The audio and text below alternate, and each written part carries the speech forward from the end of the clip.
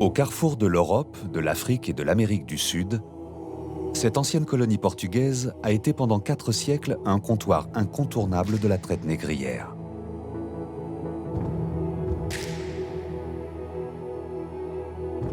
Un passé douloureux qui a forgé l'âme d'un peuple aux identités multiples. Ni Europe ni Afrique, mais Cap-Vert, dit un dicton local. Les 500 000 Cap-Verdiens sont fiers de ce métissage. Il a façonné une culture unique, la musique, les arts et le sens de la fête ont permis à ce peuple de développer un mode de vie singulier.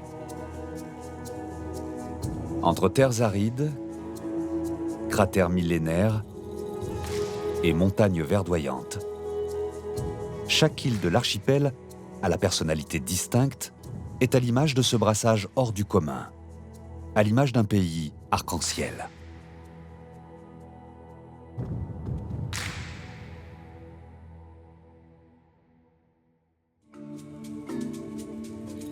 Une légende raconte qu'après avoir créé l'univers, Dieu s'aperçut qu'il lui restait des petits morceaux de monde sur le bout des doigts. D'un geste, il secoua ses mains pour s'en débarrasser. Peu de temps après, 10 îles apparurent. C'est ainsi que serait né le Cap-Vert, un paradis presque oublié, perdu au milieu de l'océan Atlantique.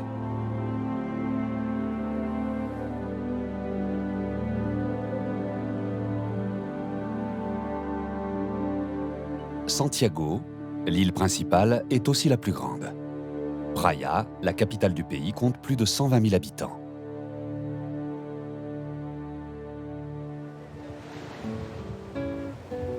Santiago est la première île à avoir été peuplée. Elle est le berceau du pays, là où tout a commencé.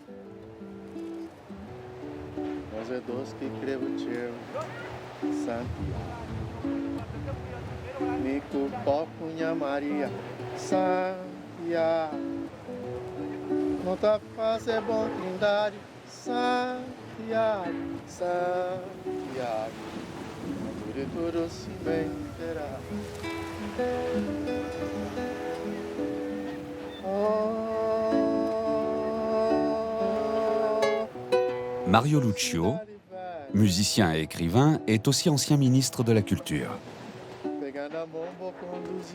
À travers sa musique, il raconte l'histoire du Cap-Vert et rend hommage à ses racines.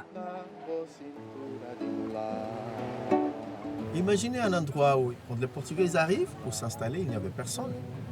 Donc, d'abord, il faut construire une maison, des paillotes, etc. Mais tout de suite, une forteresse pour défendre ses intérêts économiques. Il y avait beaucoup d'esclaves ici. Donc, il y avait un domaine portugais qu'il fallait défendre. Les Portugais débarquent sur ces îles vierges de tout homme dès le XVe siècle. Santiago devient alors une plaque tournante du commerce triangulaire. Ils construisent le fort São Filipe en 1593. L'édifice sert à protéger leur colonie, mais surtout le trafic d'esclaves. De certaine façon, le commerce triangulaire des esclaves a fait le Cap-Vert d'aujourd'hui. Il a tué beaucoup de choses, mais c'est un phénomène du phénix. C'est à partir de la mort des autres que nous sommes nés. 4 millions d'esclaves, en partance pour l'Amérique, ont transité par l'île. Ils venaient principalement des côtes les plus proches, celles du Sénégal et de la Guinée. C'est ici où, pour la première fois dans l'histoire de l'humanité, les Noirs et les Blancs se sont trouvés de façon violente. Donc, il fallait aussi résoudre le dilemme de comment vivre avec deux peaux, comment vivre entre deux langues, comment vivre entre deux cultures, comment vivre entre deux musiques. Le créole, c'est une culture fondée sur le dilemme, parce que nous avons dans la même peau, la peau du colon et de l'esclave en même temps. Une partie de mes racines est introuvable, parce qu'elles sont dans le fond de l'océan. Si je cherche mes racines européennes, on va trouver jusqu'à arriver à Mathusalem. Mais si on cherche de côté de ma grand-mère qui était esclave, Il a été coupé de ses racines, il est arrivé ici comme esclave, après il est mort, on ne sait plus rien. Tout est perdu dans le fond de la mer, dans le vent et les poussières de l'histoire. L'archipel s'est enrichi au contact de toutes les influences qui l'ont façonné. Les Capverdiens ont des origines très diverses. Portugaises, africaines, mais aussi françaises, anglaises et italiennes. Au fil des siècles, une population métissée voit le jour et fait de cet archipel la première nation créole.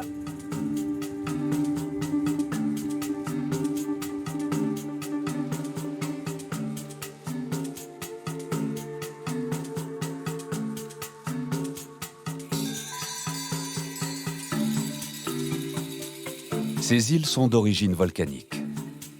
Elles ont émergé il y a environ 20 millions d'années pour les îles de l'Est et 8 millions pour celles de l'Ouest.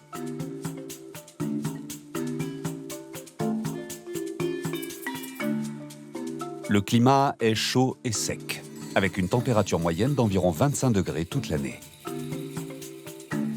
Contrairement aux îles des Caraïbes, elles sont relativement épargnées par les ouragans. Seules quelques tempêtes de sable venues du Sahara touchent parfois le Cap-Vert en hiver. Sur ces terres arides, on retrouve une flore spécifique aux forêts sèches d'Afrique, ainsi qu'un grand nombre d'espèces endémiques. Lorsque les colons portugais ont exploré ces îles, ils n'ont croisé aucun mammifère. Tous ceux que l'on peut voir aujourd'hui ont été introduits par les Européens.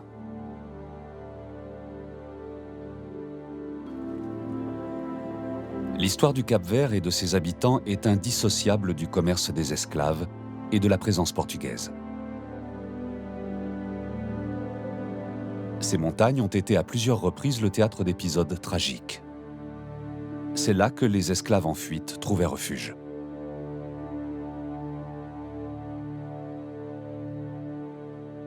Ils sont les ancêtres de ceux que l'on appelle aujourd'hui les Rabelados.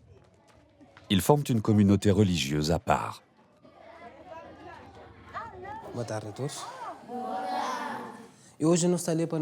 Aujourd'hui, on va parler d'une communauté très importante. Elle a émergé dans notre pays. Nous allons travailler sur les Rabelados. Vous en avez entendu parler ? On les appelle aussi les révélés, parce qu'ils croient avoir reçu une révélation. Est-ce que quelqu'un sait ce que signifie le mot révélation ?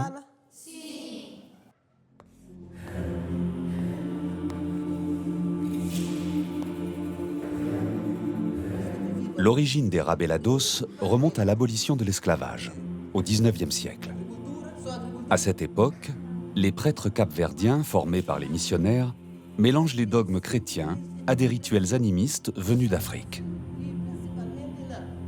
Dans les années 1940, le Vatican, qui avait quelque peu oublié l'existence du Cap-Vert, décide d'y envoyer ses représentants. Il découvre alors que les prêtres ont plusieurs femmes et des enfants, ce qui ne peut être toléré, et impose le rétablissement des règles de célébration, de coutumes et d'enseignement religieux. Si plus de la moitié de la population se plie à ce retour à l'ordre, l'autre refuse cette ingérence et conserve son mode de vie.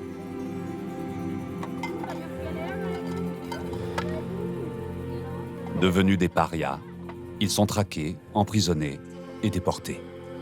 Beaucoup s'enfuient dans les montagnes et construisent une société utopique basée sur le partage et la liberté spirituelle. Ils se feront appeler les Rabelados, les rebelles en créole. Aujourd'hui encore, le petit village d'Espinho Branco garde la mémoire de cet exode et de leur indépendance face au pouvoir politique et religieux. Il a subsisté, isolé du monde, jusqu'à l'indépendance du pays en 1975.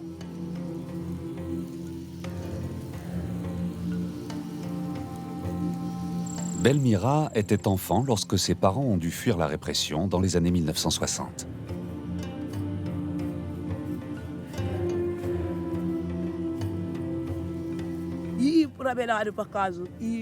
Je suis très fière d'être Rabelade. Je sais ce que c'est d'en être une. D'ailleurs, mon oncle Fernando a été persécuté et incarcéré, car il a refusé de donner son nom. Quand on ne voulait pas donner notre nom, il nous balançait des bombes insecticides. On nous torturait en nous arrachant nos ongles.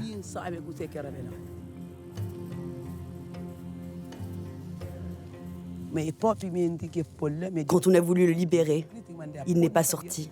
Il a préféré rester en prison. Il a dit « Je ne sortirai pas. Je préfère rester. Le jour où la liberté viendra du Christ, je sortirai. Mais tant qu'elle viendra de mes persécuteurs, je resterai. » On a vécu avec nos parents une vie de rébellion, de résistance. On a été élevés comme ça. Et je ne veux pas que ce mode de vie s'arrête. Depuis, les Rabelados ont quitté les montagnes, mais vivent encore comme leurs ancêtres en totale autarcie, sans eau courante ni électricité.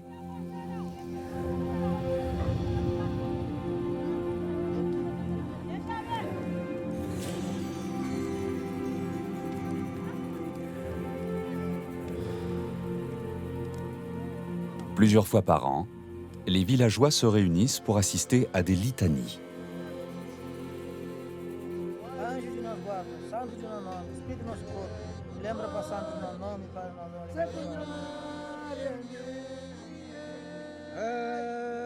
Alléluia, Alléluia,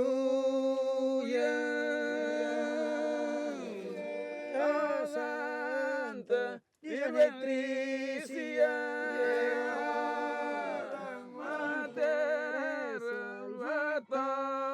Le culte est basé sur l'Ancien Testament et les Évangiles. Il fait aussi appel à des enseignements plus profanes, comme des calendriers lunaires et parfois la magie noire.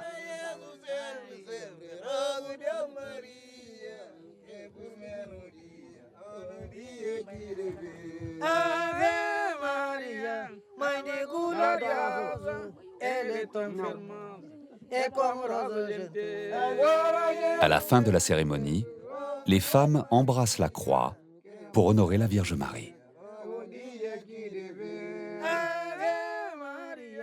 Elles ont revêtu un linge blanc, symbole de pureté. Ces chants dureront jusqu'au petit matin.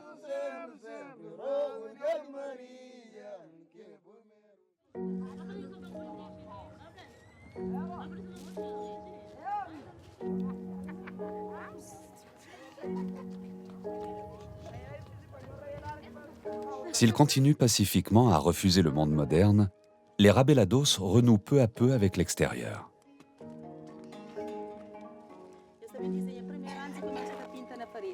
Cette ouverture a été initiée par l'artiste capverdienne Missa Kouassi, très populaire dans l'archipel. Missa est l'une des premières personnes à avoir pris conscience du patrimoine culturel unique des Rabelados. Il y a 8 ans, elle a réussi à pénétrer la communauté très fermée du village d'Espinho Branco et à gagner la confiance de ses habitants. Depuis, Missa les initie à des moyens d'expression qui leur étaient jusqu'alors étrangers. Avec eux, elle a créé l'atelier Rabelarte. Ils n'ont jamais eu à voir un livre d'art. Ils n'ont jamais eu à voir une technique. Ils n'ont jamais eu à voir la télé. Ils n'ont pas eu d'influence. Donc, c'est vraiment quelque chose qui est sorti de par l'expression libre. Donc, de là, 2-3 mois après, naissaient les vraies histoires entre la vie dans les montagnes, entre la culture, entre les contes, entre les divinettes. C'est tout un monde, le monde de l'oralité passé avec la transition de l'expression.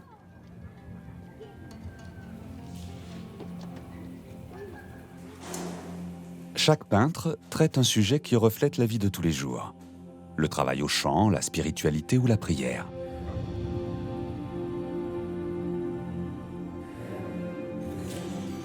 Leurs œuvres s'ancrent dans l'histoire de la communauté et expriment une vision du monde défendue au prix du sang et des larmes de leurs aïeux.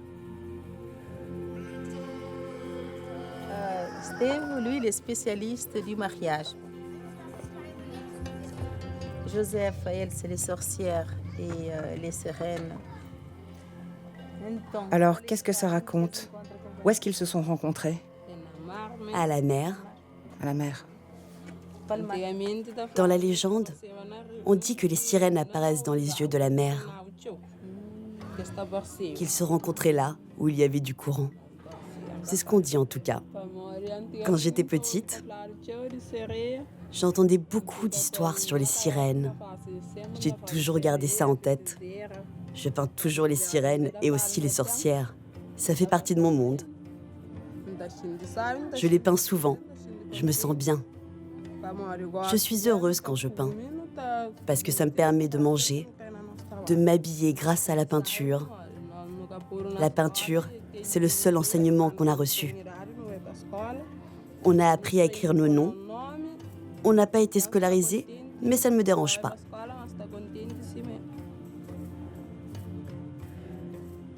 Espinho Branco est devenu le premier village artisanal du Cap-Vert. Depuis, ces jeunes peintres ont pu exposer en France, au Portugal et au Sénégal. La vente de leurs tableaux aide tout le village à améliorer son quotidien. L'identité capverdienne est en constante évolution et ne cesse de se réinventer. Ces dernières années, la plupart des Capverdiens ont effectué une sorte de retour aux sources, à ce que certains appellent leur colonne vertébrale, l'Afrique. Et c'est par la musique et les chants que ces origines s'expriment.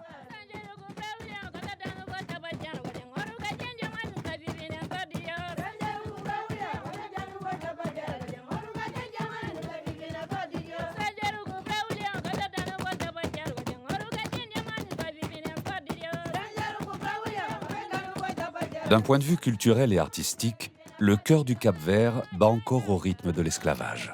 Ce sont sur ces terres qu'a été inventé le batouk. Le batouk regroupe à la fois musique, chant et danse.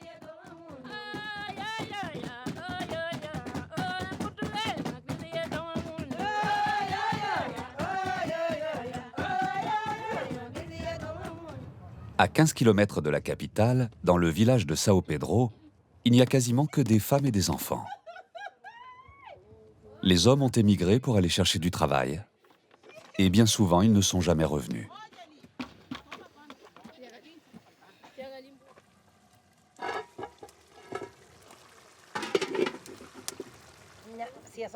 On les surnomme les veuves au foulard blanc, de fortes personnalités, avec un humour bien trempé. Aujourd'hui, personne n'a de pantalon. On est tout en jupe. Pourvu qu'il n'y ait pas trop de vent.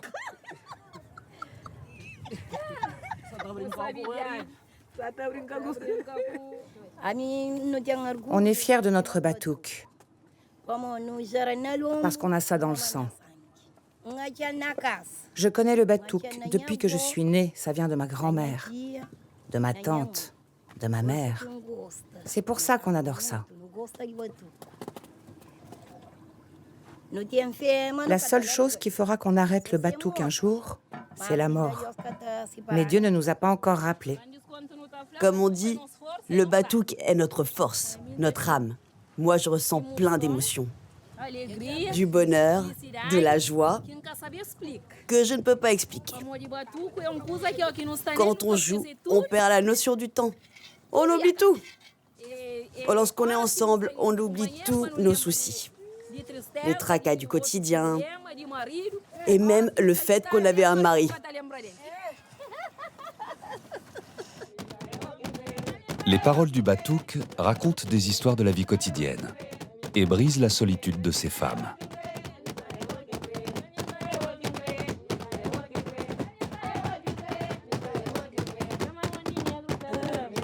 Ce sont les esclaves qui ont apporté avec eux les rythmes et les semences de ce qui allait devenir le batouk. Comme ils n'avaient pas d'instrument, ils jouaient en rythme avec leurs mains.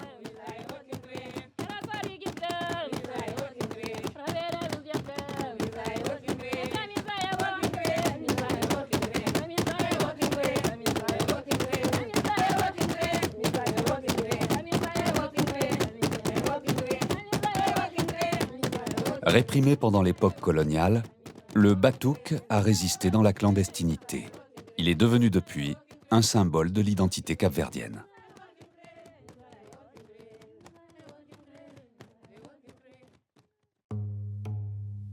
De Santiago, on dit qu'elle est l'île la plus africaine. À l'ouest, Fogo, elle, plonge ses racines quelque part en France. C'est en 1860 que débarque sur cette île vierge un aristocrate français originaire de Besançon, Armand de Montrond.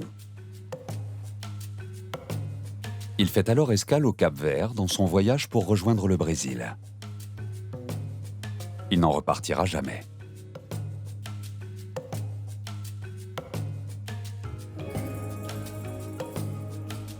La petite histoire raconte qu'il était recherché par la police française après avoir tué un homme en duel.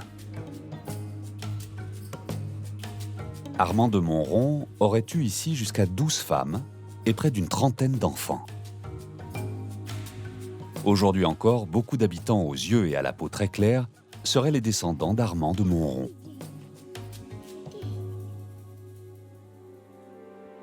Cette terre de feu qui fut la sienne ressemble à un morceau de lune que l'on aurait déposé en plein milieu de l'océan Atlantique.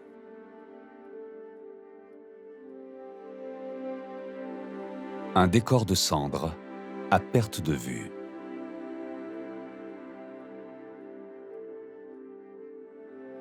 L'île tout entière est en forme de cratère. Elle dessine un immense cercle de plus de 9 km de diamètre.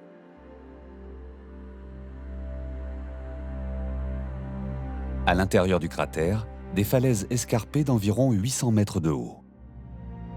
Les restes d'un ancien volcan, vieux de plus de 3 millions d'années.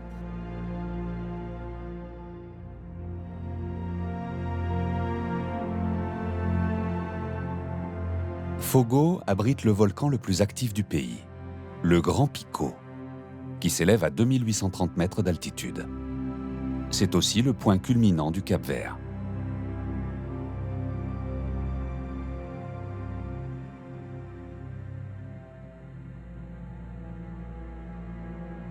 Depuis la fin du XVe siècle, il est entré 30 fois en éruption. La dernière a eu lieu en 2014 et a duré plus de 77 jours.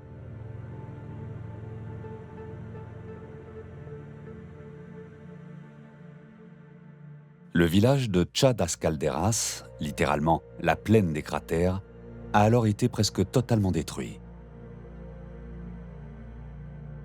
José est né ici. Il a vécu 2 éruptions et à chaque fois la lave a frôlé sa maison.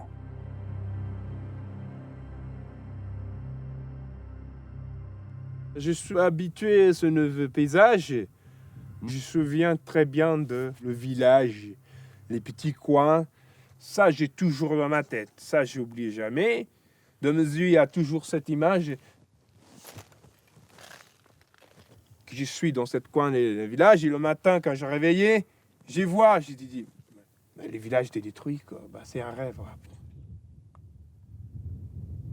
En 2014, j'ai entendu la terre trembler. Elle a tremblé plus de 50 fois, jusqu'à l'éruption. Bon, avant l'éruption, j'ai senti l'air un petit peu différent. Sentir une ambiance vraiment calme.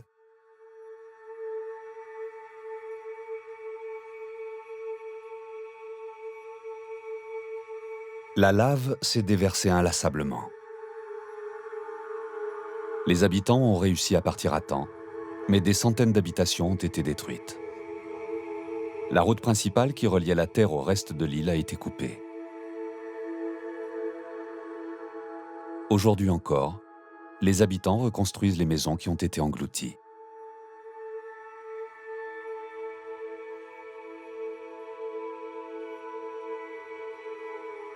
Les gens ils restent ici. C'est un choix de vie, quoi. C'est ici que tu vis meilleur. Ils préfèrent même vivre ici. Construire une petite maison sur les coulées des laves, qui vivent dans notre village. Même que je peux travailler ailleurs, moi je dors ici dans le cratère. J'aime ce paysage, j'aime tout ça.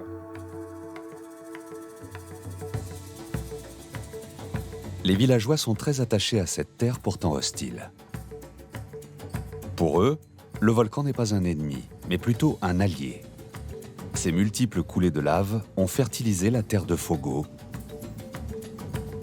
et rendu possible une culture diversifiée d'arbres fruitiers et de café. Des vignes ont même été plantées à 2000 mètres d'altitude. Des vignes dont les premiers cèpes ont été apportés par Armand de Montrond. C'est une terre vraiment volcanique. Le volcan est en éruption. Première chose qui sort, c'est ça. On appelle le puzzolane. La terre vraiment fertile. On sent qu'il y a une respiration très humide. Il y a l'odeur de soufre aussi. Tout ce qu'on plante ici pousse. Donc la vigne, c'est quand même une plantation que je trouve vraiment bien parce que souvent on a planté des haricots, des petits pois, des maniocs, des faves, et tout. Et avec des années, et après les arbres viennent secs, mais la vigne jamais. Il y a 7 types de raisins que cette vigne aussi donne. Produit le blanc, le rouge, et du muscatel blanc, et du muscatel rouge aussi. La vigne pousse dans les cendres du volcan, sans irrigation ni engrais. Fogo est la seule île du Cap-Vert avec des vignobles. Le peu de quantité produite est consommé principalement sur place ou à Praia. Au nord de la terre de feu de Fogo, un jardin d'Éden. Santo Antão. Appelée l'Occidental, l'île est la plus éloignée du continent africain. Elle est réputée pour être le grenier du pays. Le Cap-Vert a connu une série interminable de famines et de sécheresses.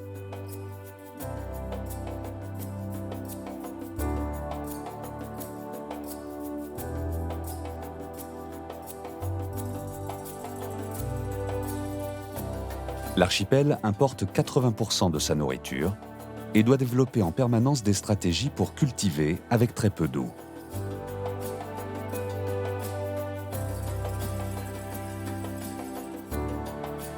Ici, les cultures prennent racine dans des vallées luxuriantes.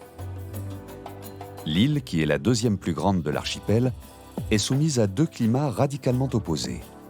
Le sud est sec et aride, tandis que le nord, exposé aux alizés, est humide. De ce côté, elle est parcourue par de nombreux cours d'eau dont le lit se remplit pendant la saison des pluies, de juillet à octobre.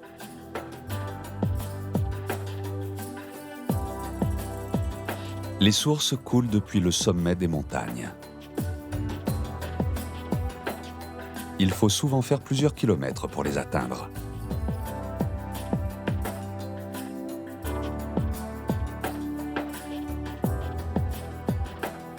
Le secret de l'agriculture capverdienne, ce sont les levadas, des canaux d'irrigation conçus par les Portugais dans les années 1950. Kevin a 20 ans. Il est celui qu'on appelle en créole le mirin d'agua, le maître des eaux.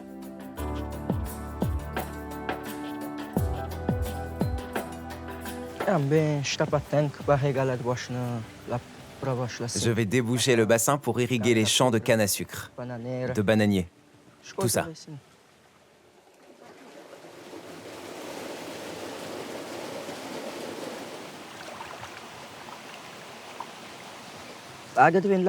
L'eau vient d'une source qui se trouve au sommet de la montagne et arrive dans ce petit bassin. Tous les matins, j'ouvre le bassin de 7h à 10h pour qu'il se remplisse. Et l'après-midi, je le referme.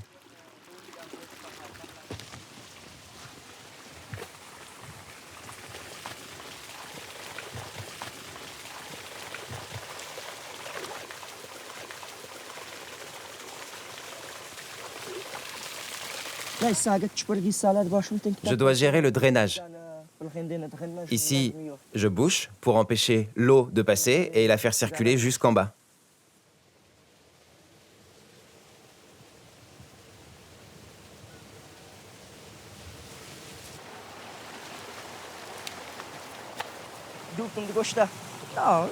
J'aime mon travail. Si c'est pour me lever tôt et rester à la maison, je préfère venir ici et m'occuper du champ.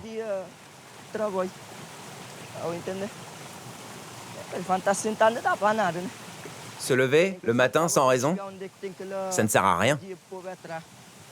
Il faut se lever dans un but précis, comme irriguer par exemple. J'aime bien faire ça. J'irrigue ici, là-bas, partout. Les levadas parcourent les cultures en terrasse qui ont été patiemment creusées à flanc de montagne.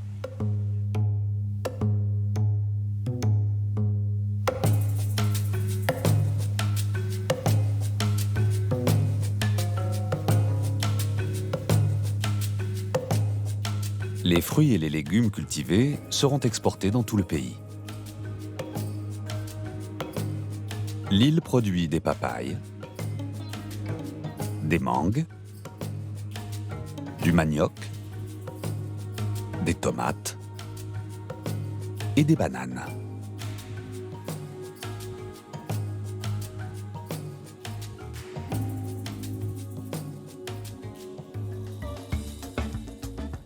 Mais les paysans vivent principalement de la culture de la canne à sucre. Elle a été introduite au XVe siècle par les Portugais, qui ont implanté cette culture dans toutes les possessions du royaume. La canne à sucre au Cap-Vert est un héritage du système colonial. Mais pour les habitants, elle est aujourd'hui un moyen de survivre, sur une île où le niveau de vie est particulièrement bas.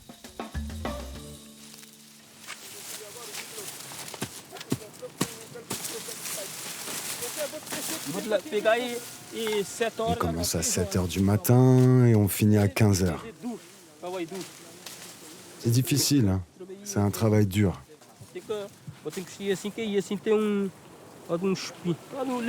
Les feuilles de canne à sucre sont très coupantes. C'est comme une lame. On est obligé de se protéger de la tête aux pieds.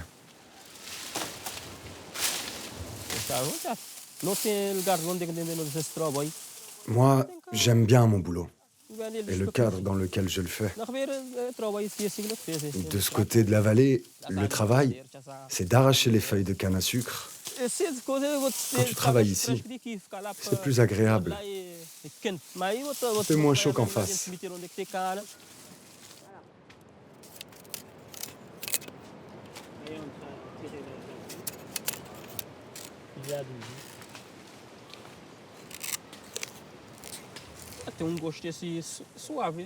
La canne, ça a un goût très sucré.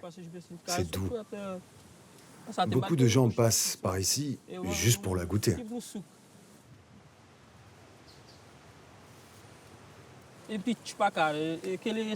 Quand on fait une pause au travail, on mâche un petit bout de canne tout en savourant un petit grog. C'est très bon. La canne à sucre est principalement distillée pour fabriquer le grog, une eau de vie qui est devenue la boisson nationale de l'archipel. Certaines distilleries de Santo Antão utilisent encore des méthodes de fabrication héritées de l'ère coloniale, comme le trapiche, un moulin traditionnel.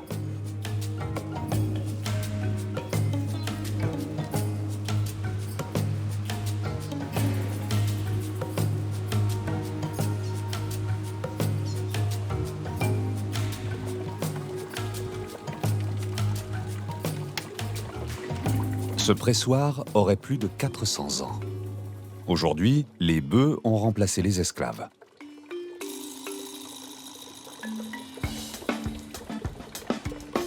La fabrication du grog est assez simple. La canne à sucre est broyée. Le jus récolté fermentera dans des cuves pendant 24 heures.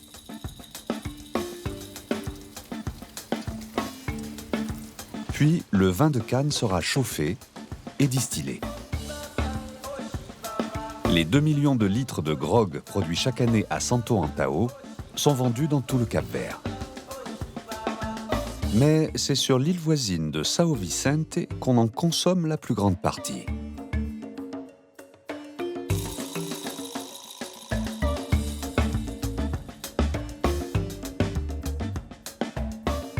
São Vicente est la deuxième île la plus peuplée de l'archipel.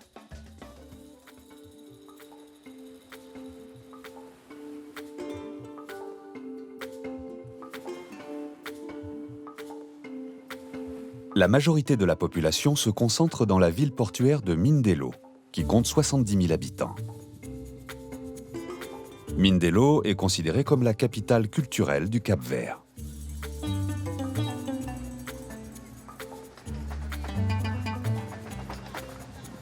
Mais la ville est surtout connue pour être le berceau de la Morna, dont l'interprète la plus célèbre n'est autre que Cesaria Évora, la diva aux pieds nus.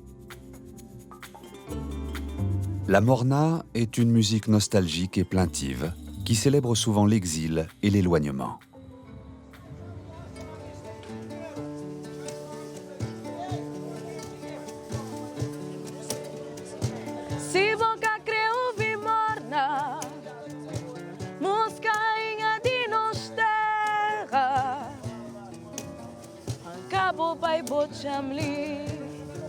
Nesse cabo verde suavidoso, nos terra mãe, inspiração de nos poeta, princesa de nos serenata,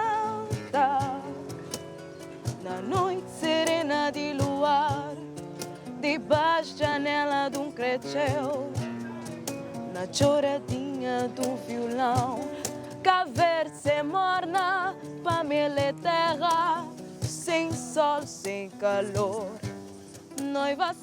La première artiste que j'ai entendue chanter, c'était Cesaria. J'ai toujours aimé l'écouter chanter la Morna. Ça a suscité en moi un amour spécial pour ce genre de musique. Et aussi parce que ça fait partie de la racine de nos terres. Quand tu chantes la Morna, tout le monde sait que ça fait partie de l'histoire du Cap-Vert et que ça reflète certaines situations de la vie des Cap-Verdiens. Depuis le décès de Cesaria Évora en 2011, les artistes capverdiens ne cessent de revendiquer son héritage.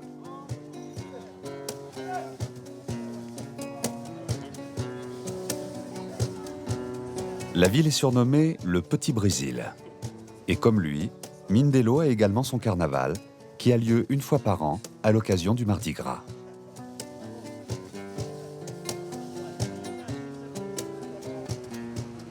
Pendant des mois, les habitants rivalisent d'ingéniosité afin de présenter le plus beau des cortèges. À l'abri des regards, dans le quartier populaire de Monte Sossego, des hommes s'activent. Une trentaine d'artisans travaillent d'arrache-pied pour construire ce qui sera la fierté de tous, les chars. Ils ont décidé de mettre à l'honneur les grandes civilisations, une façon de rendre hommage à la diversité de leurs origines. 3 chars seront construits. Ils symboliseront l'Afrique, l'Amérique et l'Asie. Ces immenses sculptures en polystyrène ont été imaginées par João Martinho, le chef du chantier. Il faut qu'il y ait une bonne finition. Il faut qu'on fasse quelque chose de bien conçu en termes de design pour que ça raconte une histoire. Il faut faire une recherche approfondie sur les civilisations dans les livres, sur Internet. Mais lorsqu'on fait des recherches, on se rend compte de l'extraordinaire richesse de la culture africaine, principalement à travers les différents rois et leurs dynasties. Nous sommes un peuple issu de l'esclavage, mais on a aussi eu nos rois. On a eu beaucoup de rois en Afrique. Il faut qu'on s'approprie notre histoire. Notre premier char sera sans aucun doute le char africain. Celui de la terre-mère. Beaucoup de gens disent qu'on s'inspire du Brésil, mais c'est différent. Notre carnaval a sa propre identité, à l'image de notre vision du monde.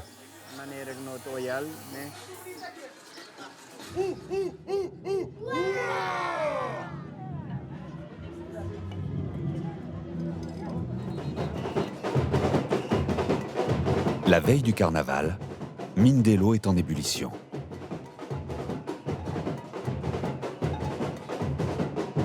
Dans les rues, plusieurs groupes ont déjà commencé à défiler. Le plus populaire et le plus impressionnant est sans doute celui des Mendinguas. À chaque carnaval, ils s'enduisent le corps avec de l'huile et du charbon pour rendre leur peau encore plus brillante.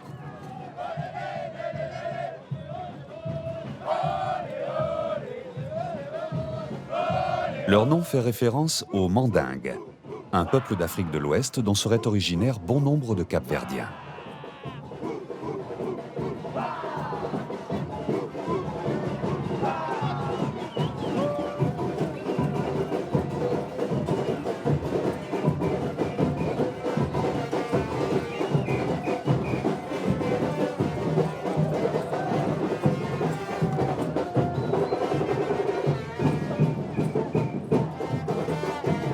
Alors que les rues s'animent, la reine de Monte Sosego, qui fera la gloire et la fierté de son quartier, fait ses derniers essayages.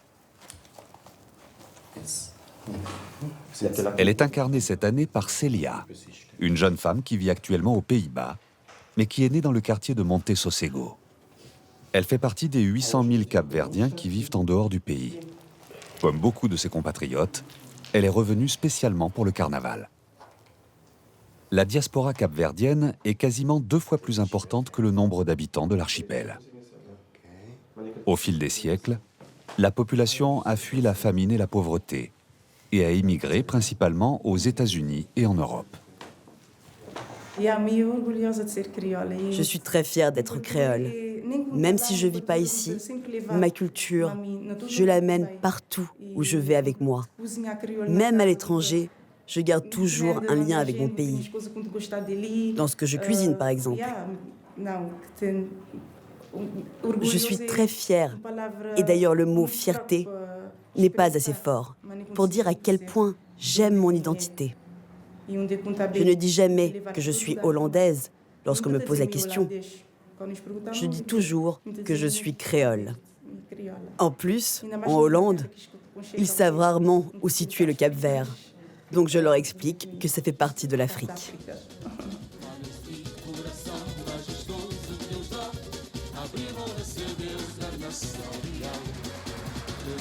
Le jour tant attendu arrive enfin. Et il y a une tradition à laquelle le quartier de Monte Sosego ne déroge jamais. Assister à la sortie des chars. Cela marque le début des festivités.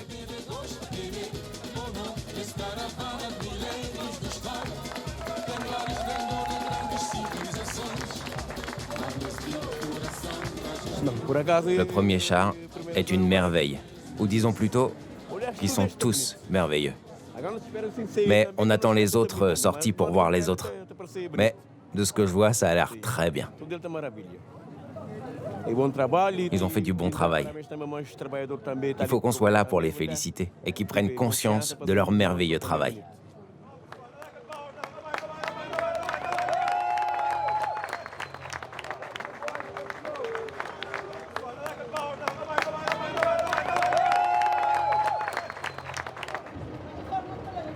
Après l'Amérique et l'Asie, c'est le moment de sortir le char qui représente l'Afrique. Joao Martinho et son équipe ont travaillé nuit et jour afin d'être prêts.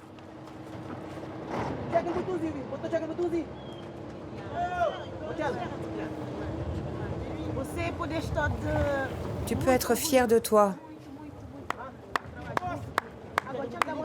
Allez, je te fais un câlin.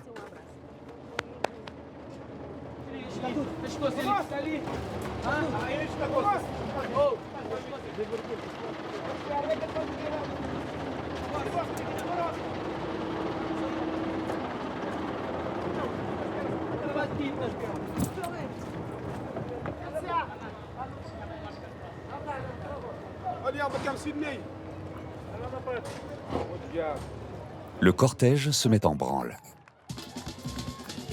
La parade débute avec l'hymne du quartier, Montsu, le diminutif de Monte Sosego.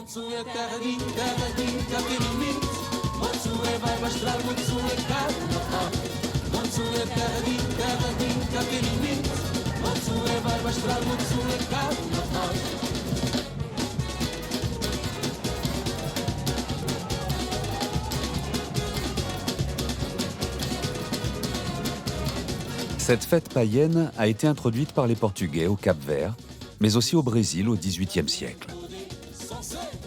Elle trouve son origine dans la fête de l'Entrudo, un événement qui durait 3 jours au début du carême et qui consistait à se jeter de la boue ou d'autres liquides nauséabonds, des œufs et de la farine.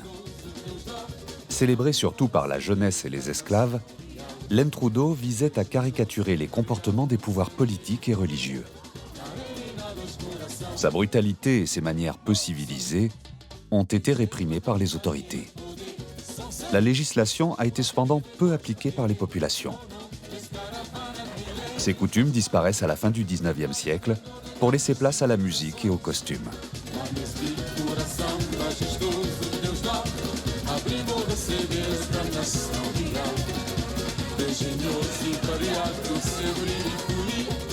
Aujourd'hui, le carnaval de Mindelo est l'événement le plus réputé de l'archipel. Sa notoriété commence au milieu du XIXe siècle avec l'essor de la ville. Grâce à l'installation d'un dépôt de charbon qui permet aux bateaux à vapeur de se ravitailler, São Vicente devient l'île la plus riche du Cap-Vert. Les habitants des autres îles viennent alors sur le port de Mindelo pour trouver du travail et profiter de l'animation de la ville. Mindelo devient un carrefour multiculturel et multilingue où Européens et Sud-Américains se croisent au rythme du passage des navires. Le carnaval est une synthèse de l'Entrudo, des grands bals britanniques et enfin des rythmes et couleurs de son grand frère brésilien. Il se réinvente chaque année grâce à l'élaboration de costumes toujours plus sophistiqués et à des choix de thèmes proches de l'actualité.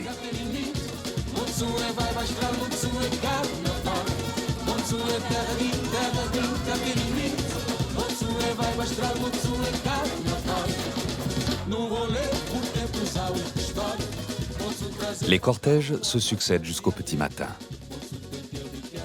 Le carnaval de Mindelo est à l'image du pays. C'est un mélange harmonieux de traditions lointaines, empruntées à l'Afrique et à l'Europe.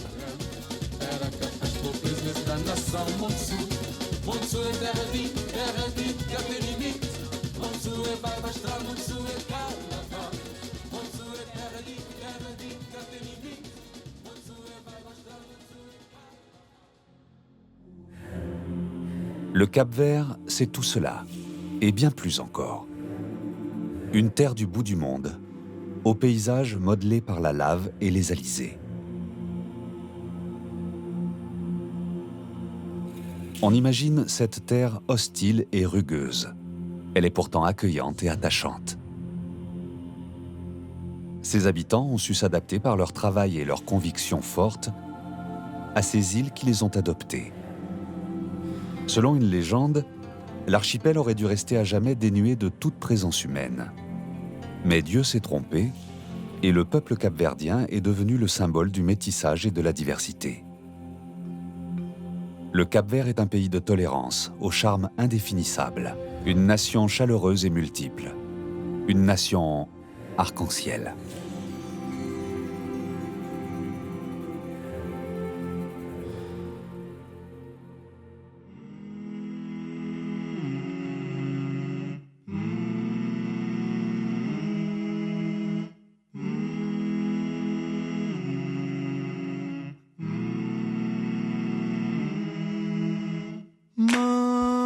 de que mulher, mais de que cantor, nos prato, nos colher, mas de antiga hora, o canta pena chão, sem vergonha, sem censura, bucote na pilão, de que par-se nos cultura.